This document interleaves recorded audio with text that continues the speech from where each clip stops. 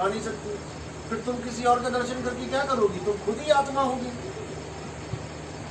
अध्याय 3 17वां श्लोक। हे अर्जुन, जो अपनी आत्मा में लीन रहते हैं, जो अपनी आत्मा के अलावा किसी को सत्य नहीं मानते, जो अपनी आत्मा में स्थित हो जाते हैं, उनके ऊपर कोई धार्मिक कर्म कर्तव्य लागू ही नहीं होता। कोई पूजा नहीं, कोई पाठ नहीं, कोई तीर्थ नहीं, कोई मूर्त नहीं, कोई मंदिर मस्जिद गुरुद्वारा जाने की जरूरत नहीं। वो घर में ही परमात्मा को पा लेते हैं।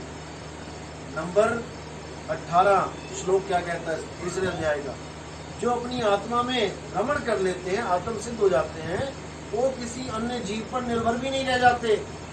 अब ऐसा नहीं कि कोई कृष्ण जी आएगा, राम जी आएगा तब तुम्हें पार करेगा, या कोई गुरु जी आएंगे पार करेंगे। तुम खुद ही पार हो जाओगी, क्योंकि तुम वो हो गई हो जिसकी महिमा कृष्ण जी भी गाते हैं। क्या हो गई हो? आत्मा। वो आत्मा अजर है, अमर है, अविनाशी है। शरीर सबके नाशवान है। लक्ष्मण जी को तीर लगा, मूर्छा हुई कि नहीं हुई? और जरा तेज लग जाता तो क्या हो जाता? तो फिर जब भगवान ही मर गया तो फिर तुम कहाँ बचोगी? तुम उन भगवानों की पूजा कर रही है जो आते हैं, जाते हैं, मर जाते हैं। करनी किसकी पूजा है? हे अर्जुन, आत्मा नित्य है, शाश्वत है, आत्मा ही अमर है, आत्मा ही पूजनीय है।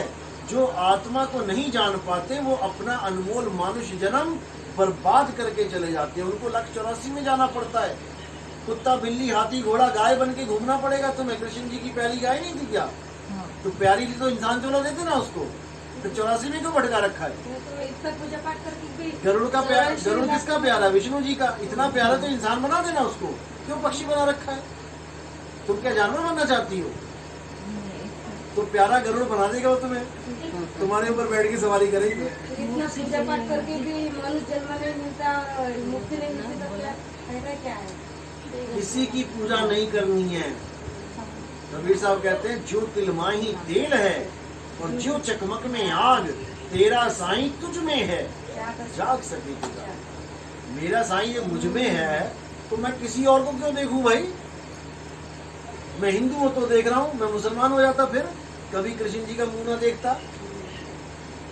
मैं ईसाइयों के पैदा हो जाता अमेरिका में, कृष्ण जी का तो मुझे अता पता भी ना लगता है कौन। ये एस्कॉन वाले जाते ढोलकी पीटते हुए, तब मैं समझता कि अच्छा कृष्ण जी भी कोई है। आते हैं अंग्रेज नाचते हुए, लेकिन वो भी क्या नाच रहे हैं? केवल शरीर समझ के। कृष्ण जी को शरीर समझ के नाचते हैं वो लोग। कृष्ण जी को आत्मा समझने वाला कोई नहीं मिलेगा। और जबकि कृष्ण जी ने आत्मा की ही महिमा गाई है। अध्याय 2 पढ़ो, पूरा आत्मा आत्मा आत्मा आत्मा ही कर रखा है। तो क्यों किया है आत्मा आत्मा? जब तुम भगवान हो तो अपना नाम लो ना हर अध्याय में। फिर आत्मा कहां से आ गई बीच में? अपना नाम उन्होंने तब लिया है जब तुम आत्मा को ना जान पाओ, तुम आत्मज्ञानी ना हो पाओ, तो मेरी शरण में आ जाओ कि कम से कम पूजा करते रहो। अब बिना कोई गलत काम करने से अच्छा है किसी की पूजा कर लो। लेकिन ये काम है अज्ञानियों का, मूढ़ लोगों का, अल्प बुद्धियों का।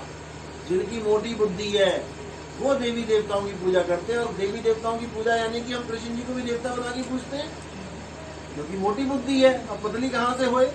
जब तक गुरु नहीं मिला, जब तक वो पतली होगी भी नहीं। इसलिए बोला है कि गुरु बिन पढ़े जो वेद पुराना, सार न जाने रहे अज्ञान। तो सार जान ही नहीं सकता कोई, ग्रंथों में लिखा गया है। इसलिए आत्मा ज्ञान सबसे इम्पोर्टेंट है। कबीर साहब कहते हैं, आत्म ज्ञान बिना नर भटके, कभी काबा कभी काशी, और जल में मीन प्यासी, मुझे देखा आवे हासी। जब तक तुम्हें आत्मज्ञान नहीं हुआ तुम्हें कृष्ण कभी नहीं मिलेगा, सपने में भी नहीं मिलेगा तुम्हें। नहीं तो कृष्ण जी के कपड़े ही मिलेंगे। शेरावाली माता के कपड़े धोती रहो सारी उम्र, राम जी के कपड़े धोती रहो, लेकिन राम कौन है, कृष्ण कौन है, शेरावाली माता कौन है, कभी नहीं जान पाओगे। ऐसे ही तुम कौन हो ये भी नहीं जान पाओगी। तुम आदमी हो कि औरत हो? औरत हो ना। औरत कहाँ से हो तुम? ये तो शरीर है औरत का।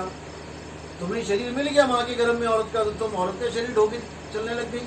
अंत में तुम औरत का शरीर भी छोड़ के चली जाओगी। वो कौन है जो गया? तो फिर आत्मा ना आदमी है ना औरत है। आत्मा आत्मा है। आत्मा कोई लिंग भेद में नहीं आता कि स्त्रीलिंग और पुल्लिंग। आत्मा आत्मा है। शरीर केवल तुम्हारी एक गाड़ी है। जैसे कार लेके आए हम लोग, अब कार कहाँ खड़ी है? कार बाहर खड़ी है, हम अंदर आ गए। तो मैं क्या गाड़ी था कभी? मैं कोई कार था क्या? अगर मैं कार होता तो मैं बाहर ही खड़ा रहता। ऐसे ही अगर तुम औरत होती तो तुम कभी जाती ना छोड़ के। तुम तो औरत हो, औरत का शरीर पड़ा है, तुम कहाँ से चली गई? तुम औरत नहीं हो, मैं आदमी नहीं हूँ, ये बच्चे नहीं हैं, ये शरीर हैं। इन शरीरों को हर एक जीवात्मा चला रही है और एक दिन केले के छिलके की तरफ फेंक के निकल जाएगी। जैसे तुम शरीर नहीं हो, वैसे ही तुम्हारा भगवान शरीर। तुम शरीरों से परे हो, भगवान भी शरीरों से परे हो। समझे? तो ये शायद जो देवी देवता है, हम यहाँ पूछते हैं तो वो कहाँ रहते, मतलब सब कल्पनाओं में रहते हैं। मैं बता रहा हूँ ना, जितने भी लोग हैं कल्पना के लोग हैं। ये जो ये दुनिया दिख रही है, ये भी कल्पना ही है, लेकिन ये इतनी सॉलिड कल्पना है कि तुम्हें लगता है ये सच है। सत्य है। ये सच है। जब तुम सपने में जाती हो, सपने में गई ना, जब शेर दिखता है, सांप दिखता है तो भागती है ना। क्यों भागती हो? वो तो सपना है। क्यों भागती हो? तो सपना है। लेकिन तुम्हें वहां याद ही नहीं रहता कि वो सपना है, तुम्हें लगता है यही सत्य है। ऐसे ही ये भी एक सपना है, लेकिन तुम्हें लग रहा है नहीं ये सत्य है। बस बात इतनी सी है। आत्मा को कैसे पहचाने? आत्मा को पहचानेंगे तब, पहले आत्मा को जानेंगे, आत्मा के गुण पहचानेंगे, आत्मा होती कैसी है। आत्मा कोई आदमी और औरत नहीं होती। मैंने फोटो शेयर की थी ना एक कल स्टेटस पे, वो आत्मा घूम रही है। नहीं हो सकता। गीता है किसी के पास? इसका तू और मैं शरीर नहीं है। तू और मैं शरीर नहीं है। शरीर तो इस जीव आत्मा के कपड़े हैं। शरीर कपड़े हैं। अब जैसे मैंने कपड़े वॉशरूम में छोड़ दिए, अब कोई जाके वहां पे कपड़ों के ऊपर चाय डाल दे, बिस्किट डाल दे, रोटी डाल दे, खाना डाल दे कि ये नितिन दास है, इसकी सेवा कर रहे हैं, भोग लगा रहे हैं। तुम कपड़ों के ऊपर चाय बिस्किट डाल के आ गए तो मुझे मिला क्या? तो ये शरीर तो कपड़े हैं। तुम जो पूजा कर रही हो, कपड़ों की पूजा कर रही हो। शरीर कपड़े हैं। शरीर कपड़े हैं तो फिर कृष्ण कौन है? जब शरीर यानी कृष्ण जी का शरीर कपड़े हैं, तो कृष्ण कौन है? तुमने तो कभी जाना ही नहीं कृष्ण कौन है। तुम कपड़ों को रोज धो के आ गई। कृष्ण जी की मूर्ति को नहलाने का मतलब है कृष्ण जी के कपड़े धोना। कृष्ण जी वहां नहीं है, वो केवल कपड़े कपड़े हैं। और सारी उम्र कपड़े धो के धोबी बन के और सोच रही हूँ मुझे कृष्ण जी मिल जाएंगे। कृष्ण जी का तो आता पता भी नहीं है तुम्हें है कौन। उसमें साफ लिखा है गीता में अध्याय 2 में पढ़ना, हे अर्जुन, ये जितने भी राजा महाराजा तुम्हें खड़े दिखाई दे रहे हैं, ऐसा कभी समय नहीं आया जब ये नहीं थे, और ऐसा कभी कोई समय नहीं आएगा जब ये नहीं होंगे। अब दुर्योधन था वहां पे, मुझे बताओ दुर्योधन कहाँ था सतयुग में? शकुनी मामा बताओ त्रेता में कहाँ था? भीष्म पितामह बताओ त्रेता में कहाँ था? फिर गीता में ये क्यों लिखा है कि ऐसा कोई समय नहीं था जब ये राजा महाराजा नहीं थे, ऐसा कोई समय नहीं आएगा जब ये राजा महाराजा नहीं होंगे? क्यों लिखा है गीता में? क्योंकि ये मोटी अकल वालों को नहीं समझ में आएगा। इसके लिए सूक्ष्म बुद्धि चाहिए। किस स्वरूप की बात की जा रही है? जो सदा से था और सदा रहेगा, आत्म स्वरूप। यानी ये भीष्म पितामह का शरीर, ये दुर्योधन का शरीर, ये शकुनी मामा का शरीर तो अब पैदा हुए हैं 50, 60, 100 साल पहले। लेकिन जो आत्म स्वरूप है, ऐसा कोई समय नहीं था जब ये नहीं था, और ऐसा कोई समय नहीं आएगा जब ये नहीं होगा। तो बात है उस आत्म स्वरूप की। तो ऐसे ही आप भी, ऐसा कोई समय नहीं था जब तुम नहीं थी, और ऐसा कोई समय नहीं आएगा जब तुम नहीं होगी। तो ये कपड़े क्या हैं? ये शरीर क्या है? ये शरीर है कुछ समय के लिए हमें जो कपड़े मिल जाते हैं। यानी मैं अगर 1 साल तक रोज कपड़े बदलूं, तो एक एक कपड़ा पहन के अगर मैं उतारता जाऊं और कभी ना पहनूं, तो यहाँ पर 100 कपड़े हो जाएंगे। इसका मतलब 100 शरीर हो गए आपके। अब ऐसा 1 साल में कोई भी दिन नहीं था जब मैं नहीं था। मैं तो 1 साल में था, लेकिन 1 साल में जितने कपड़े बदले वो दोबारा कभी नहीं आए। वो कपड़ा दोबारा नहीं आया, वो दुर्योधन दोबारा नहीं आया, यानी दुर्योधन का शरीर दोबारा नहीं आया, शकुनी मामा का शरीर दोबारा नहीं आया। आया तो बता दो। लेकिन उनकी आत्मा सदा सदा से थी, सदा सदा रहेगी। तो पूजा किसकी है? आत्मा की पूजा। हे अर्जुन, जो लोग नाशवान शरीरों की पूजा करते हैं वो महा अज्ञानी हैं। पूजा उसकी करनी चाहिए जिसको ना शस्त्र काट सकता है, ना अग्नि जला सकती है, ना वायु सुखा सकती है, ना जल भिगो सकता है, वो पूजनीय है। जिसको बोला नैनम छिन्दन्ति शस्त्राणि, सुना दो आप, नैनम दहती पावका। तो जब ये बोल दिया उन्होंने, तो तुम किसकी पूजा कर रही हो? जिसके पैर में तीर लगा और कैसे मृत्यु हुई कृष्ण जी की पता है? कैसे? पैर में तीर लगा ना, तो कृष्ण जी तो कह रहे थे कि उसको शस्त्र नहीं काट सकता, उसको अस्त्र नहीं मार सकता, तो फिर किस शस्त्र किसके लग गया? तो फिर इसीलिए अर्जुन को बोला गया, अर्जुन ये शरीर नाशवान है, ये शरीर असत्य है, सत्य केवल आत्मा है, जिसको कोई अस्त्र शस्त्र काट नहीं सकता, अग्नि जला नहीं सकती, पानी भिगो नहीं सकता। भगवान राम की मृत्यु कैसे हुई थी? क्या किया था उन्होंने? हैं? जल समाधि ली थी सरयू नदी में। तो जल कैसे भिगो गया? फिर जल के जलने कैसे खत्म कर दिया? यानी कि वो नहीं है वो चीज जिसको हम मान के बैठे हैं। गीता में इतना स्पष्ट बताया गया कि केवल आत्मा ही एक सत्य है, आत्मा के अलावा सब झूठ है। चाहे कोई भी शरीर हो, सब झूठ है। शरीर है क्या? हड्डी, मांस, नाड़ियां, खून, ये 10 इंद्रियां, आंख, नाक, कान, 10 इंद्रियों से गंदगी निकलती है। 10 इंद्रियों से गंदगी निकलती है। और ऐसा नहीं कि तुम्हारी निकलती है, देवी देवताओं की भी निकलती है, सबकी निकलती है। तो फिर वो पूजनीय कहाँ है वो? तो मैं बोलती कि इतना मतलब क्यों पूछते हैं लोग, इतना पूछते हैं कि बहुत, और हमेशा भगवान को भीख मांगते हैं, ये दो दो दो ऐसे। मैं कोई पहले ऐसे करती। भगवान को एटीएम नहीं है कि जाके उसके एटीएम डाला और पैसे निकाल के आ गए। भगवान से मांगनी है, मुक्ति मांगो कि बहुत रह ली है इस जेल में, रहना नहीं देश बेगाना। आप कृष्ण जी की भक्ति कर रहे हो, अच्छी बात है, लेकिन आप कृष्ण जी के ज्ञान को नहीं समझ रहे।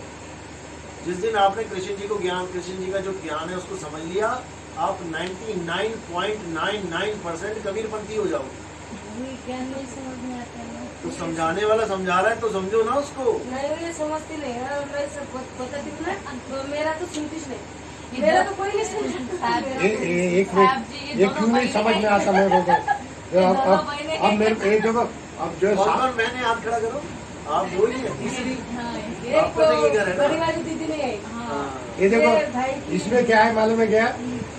एक जो है साहब जी उस बात को हर सत्संग में बोला करते हैं, शब्द विवेकी पारखी। पितर कौन होते हैं? जो हमारे पूर्वज होते हैं, हमारे दादा, परदादा, लकड़दादा, ये सारे जो है। अब इनके नाम पे क्या धंधा चलता है कि तुम्हारे पितरों को तुम भोजन नहीं कराओगे तो भूखे मर जाएंगे। अरे भाई, क्या वो साल में 1 महीना खाते हैं क्या केवल? बाकी 11 महीने कौन खिलाता है? भूखे मर जाते हैं वहाँ पे। और ऐसे लोग में चले गए इतना पूजा करके, जहाँ रोटी ना मिलती है तो लानत है ऐसे लोग पे। जहाँ भुखमरी फैली है, हम देंगे तो मिलेगा। भाई समझो बात को। अगर हमारे देने से वहाँ वो खा रहे हैं, तो जब हम नहीं देते हैं 11 महीने, तो क्या खाते हैं? वो हवा खाते हैं। बेवकूफ बना रखा है दुनिया में, बेवकूफ। पितरों को खाना खिलाने का, लेकिन पति के डर से मैंने जैसा वैसा। कृष्ण जी ने मना किया हुआ है बिल्कुल कि पितरों की पूजा करोगे, पितर लोग में जाओगे, भुखमरी हो जाएगी, तुम्हारे कुछ खाने को नहीं मिलेगा। फिर अपनी औलादों से सोचोगे कि कुछ देवे, और अगर औलादों ने नहीं दिया, मान के चलो हिंदू तो देते हैं, मुसलमान नहीं देते, तो उनके पितर क्या खाते होंगे? उनके पितर तो भूखे मर गए बेचारे। ईसाई नहीं देते, सिख नहीं देते, फिर हिंदू खिलाते। और सबसे बड़ी बात कि तुम भी किसी की पितर ही हो, तुम भी तो कहीं मर के यहाँ पैदा हुई ना, तो वो तुम्हारे नाम का भी लगा रहे होंगे। तुम्हें तो कुछ मिल नहीं रहा। और क्या भाई, तुम्हारे पास भी तुम सुबह उठो और तुम्हारे बेड पे थाली पड़ी हो, अरे क्या बात है, भेजी है, तब तो समझ में आता है। क्योंकि तुम भी तो किसी की पितर बन चुकी हो। किसी के घर में मरी, उसके बाद दूसरे घर में मरी, तीसरे घर में मरी, जितने घरों में मर के आई तुम उनकी पितर हो, तुम उनकी पूर्वज हो। तुम्हारे पास तो एक लड्डू नहीं आया आज तक, तो तुम्हारे लड्डू कहाँ से चले जाएंगे वहां पे? तुम्हारे लड्डू चींटी खाएगी, तुम्हारे लड्डू कौवे खाएगा, वो पितर नहीं आते खाने, भूल जाओ। ये सब फ्रॉडबाजी है। सब झूठ है, ये ब्राह्मणों के द्वारा रचा गया महाझूठ है। ये मतलब ये जो ये पितृलोक है वो कहाँ रहते हैं, मतलब सचमुच में कोई पितृलोक है कि है ही नहीं ये कल्पना का लोक है। जैसे तुम सपने में जाती हो तो कुछ देख के आती हो ना। अब मैं कहूँ मुझे लेके चलो वहाँ पे, तुम कहोगी अरे मैं कैसे लेके जाऊँ, लेकिन तुमने देखा है, तुम मुझे बता रही हो ना कि ऐसे ये सारे लोग काल्पनिक लोग हैं। जिसकी जितनी भक्ति बढ़ती जाती है वो उससे बढ़िया बढ़िया बढ़िया लोगों में ऐश करने चला जाता है। जिसकी घटिया भक्ति है उसको भूत नजर आते हैं सपनों में, भूत चुड़ैलें। जो अच्छा भगत है उसको भगवान नजर आता है, लेकिन दोनों ही कल्पना है। स्वर्ग नरक दोनों ही कल्पना है, पाप पुण्य दोनों ही बेड़ी हैं। पाप पुण्य ये दोनों बेड़ी, एक लोहे एक कंचन केरी। लोहे की बेड़ियां दल गई गले में, हाय मैं जेल में आ गया। और देखो सोने की जेड़ी कैसे पहन के बैठी हुई है। सोने की बेड़ियां एक नहीं, पति को और नहीं दूसरी भी चाहिए, तीसरी भी चाहिए, भर लो इनकी बेड़ियों से, वो मंजूर है। लेकिन लोहे की एक पड़ गई